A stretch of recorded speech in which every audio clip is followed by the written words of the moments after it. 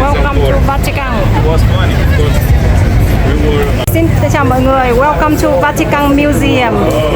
Hôm nay chúng ta sẽ đến thăm Vatican Museum, ok? Nơi mà có các cái bảo tàng nghệ thuật mà nhà kiến trúc Michelangelo đã tạo ra những cái nền kiến trúc độc đáo của Vatican, độc nhất vô nhị.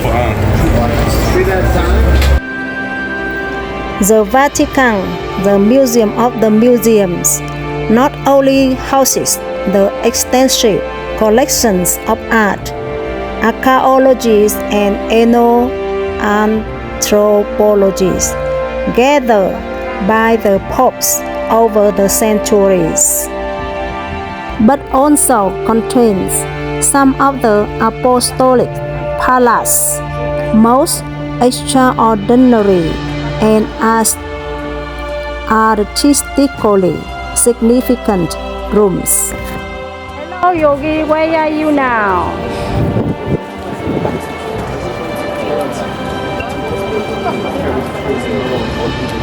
And imagine how many architects had to contribute to this project.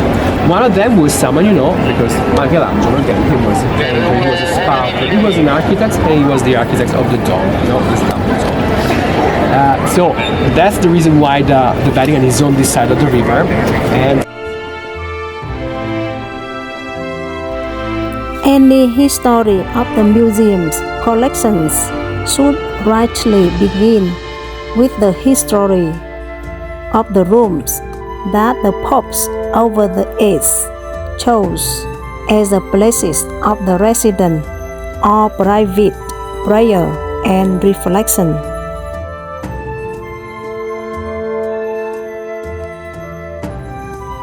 The first ones in chronological orders are the Niccoline Chapel and the Borgia Apartment.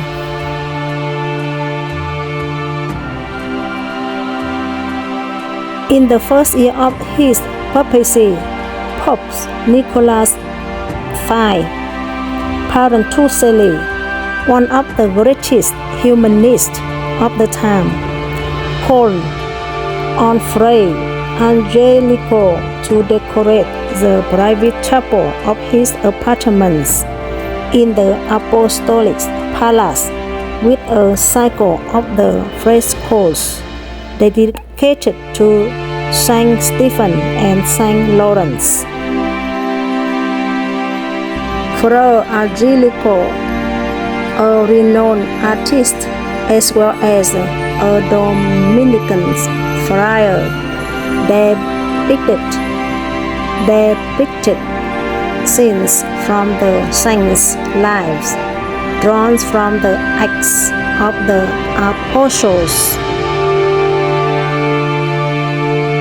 The decorations richly details and full of the meaningful allusions makes the Niccoline Chapel a perfect example of the link between religious and humanistic thoughts in 15th century paintings.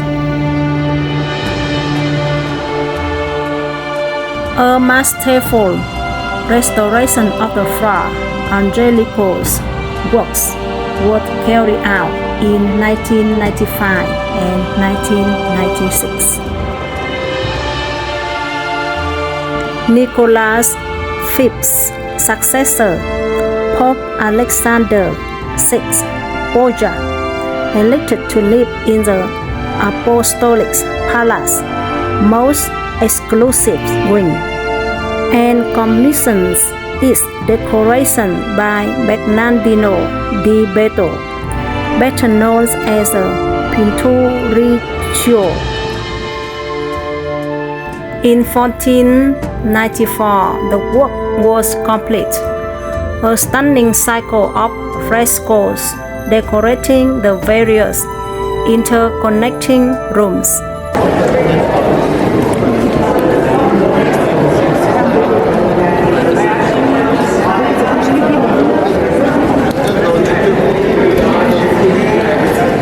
ones were also recycled in the Villa 400.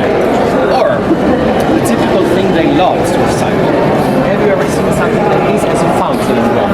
It can happen that you take a walk in Rome, even smaller size, but usually you see this against the building, against the body public square, water, that's why there is a rain, so that it's a fountain. Like the Tom. Tom.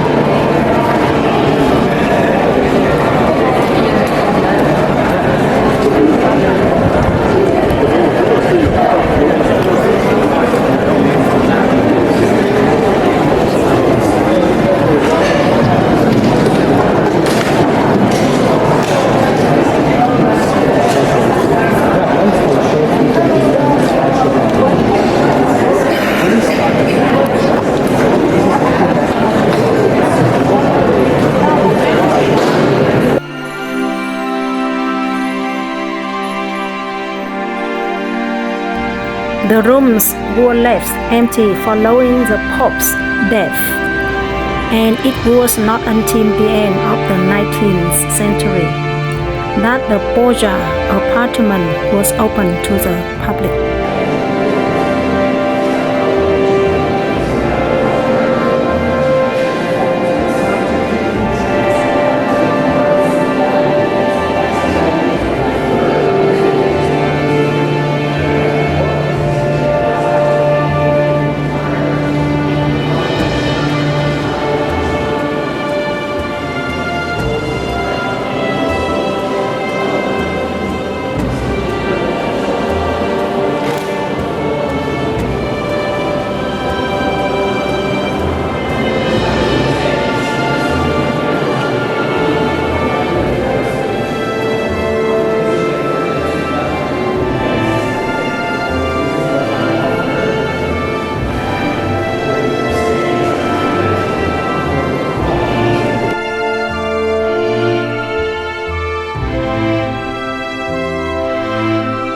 Today, most of the Pope's Alexander VI rooms are used to display the collection of the contemporary art inaugurated personally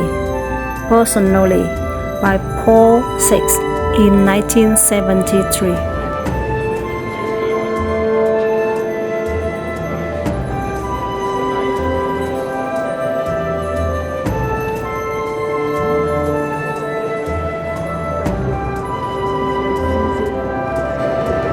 Art, aside from being a credible witness to the beauty of creation, is also a tool of the evangelization. In the church, it exists above all the evangelized through the art, music, architectures, sculptures, paintings. The church explains and interpret the revelation. Now, let's look at the Sistine Chapel. What did Michelangelo do? He carried out a work of evangelization. As in medieval cathedrals, the catecisms were in the stone sculptures, since the people did not know how to read but instead learned by observing the sculptures.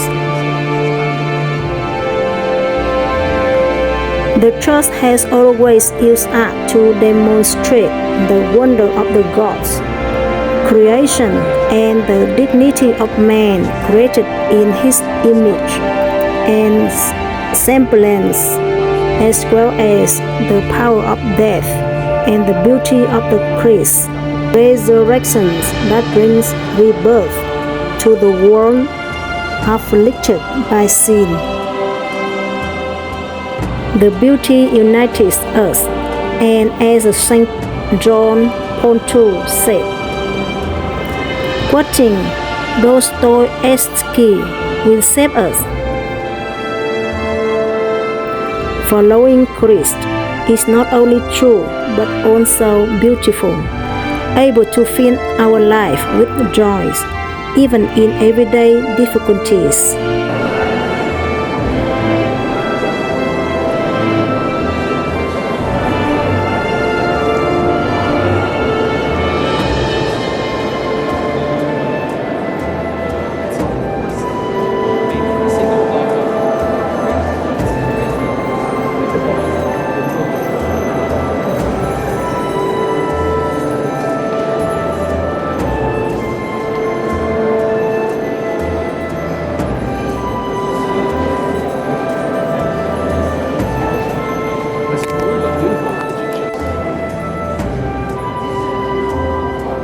In this sense, beauty represents a way of encountering the Lord.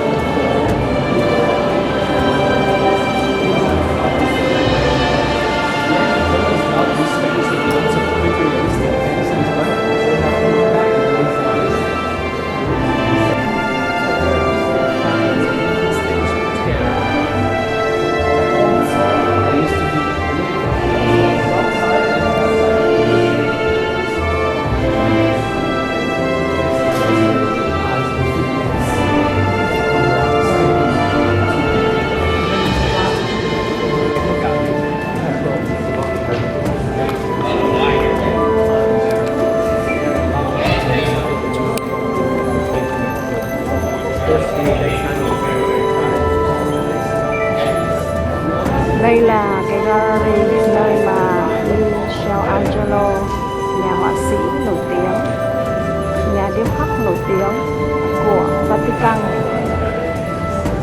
mất bao nhiêu là năm ông mới